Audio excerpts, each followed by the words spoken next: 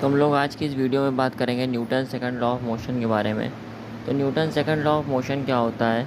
तो if the net force acting on the body is not equal to zero then acceleration is given by mass of the system. Then acceleration is given by mass of the system. तो समझते हैं Newton second law of motion कि अगर net force किसी body पर जो act हो रहा है वो ज़ीरो के इक्वल ना हो, यानी नॉट इक्वल, तो एफ नेट क्या हो? नॉट इक्वल टू ज़ीरो हो, तो acceleration is given by the mass of the system क्या होता है?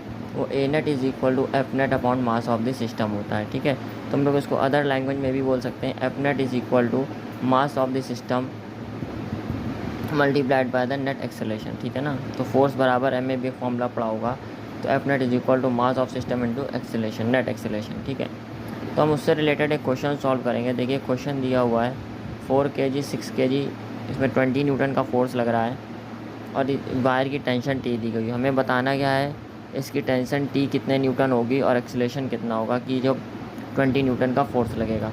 ठीक, तो अब वीडी बनाएंगे 4 kg के, वीडी बनाइए तो 4 kg में टेंशन किधर आएगी? टी इधर लगेगी, तो 4g नीचे लगेगा, टेंशन इधर, तो टी इज इक्वल टू 4 से नेट फोर्स कितना हो जाएगा? मास of the system into acceleration के। ठीक है, फिर उसके बाद देखिए 6 kg में 20 न्यूटन इधर, 20 minus T is equal to 6 है।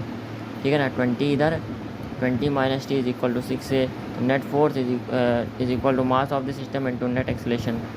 ठीक है, इसको हम लोग सॉल्व कर लेंगे इस इक्वेशन को। 20 इज इक्वल टू 10 हो जाएगा, तो एक्सेलरेशन कितना आ जाएगा? 2 मीटर पर सेकंड स्क्वायर। और अगर एक्सेलरेशन 2 आ गया तो हम एक्सेलरेशन की वैल्यू इस इक्वेशन में पुट करेंगे फर्स्ट में, तो टेंशन कितनी आ जाएगी? 8 न्यूटन। 8 न्यूटन।